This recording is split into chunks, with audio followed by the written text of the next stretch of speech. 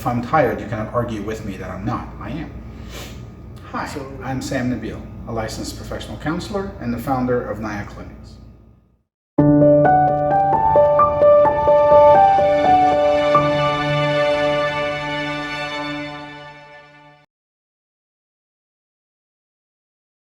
Validating is a very tricky skill to master.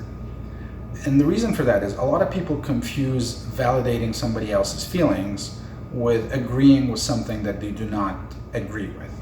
So let me give you an example from my personal life. So one day I'm having a conversation with my wife, and she says, "Hey, are you like me? Are you scared to stop at a gas station after 2 a.m. to put gas? Because for me, I would never stop at night to put gas. I feel very unsafe." And I was like, "No, I feel perfectly safe, fueling up at 2 a.m.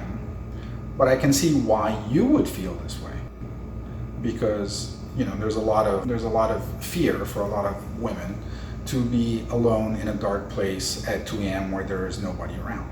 So that is an example of validating without agreeing. Personally, I am not scared to stop at 2 or 3 a.m. at a gas station on my way home to fuel up. But that doesn't mean that my wife needs to feel the same way. All I have to understand here is that she gets scared to do that, and we do not have to agree on it. The challenge with validation, though, is that most people, if somebody feels differently than they do about a particular topic, they get so focused or so interested in making the other person see why they shouldn't feel the way they're feeling. So in the example of the gas station, somebody could be like, "Hey, you're paranoid," or "Why would you feel that way?" Or 9 million people fuel up at 3 a.m. every day and nothing ever happens, and this is a silly fear.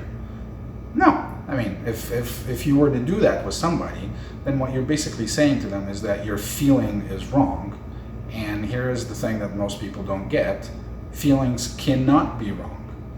Nobody can have a wrong feeling. If you're scared, you're scared. It's not a logical argument, it is a feeling. If I'm tired, you cannot argue with me that I'm not. I am. So the validation part is more of an art than a science.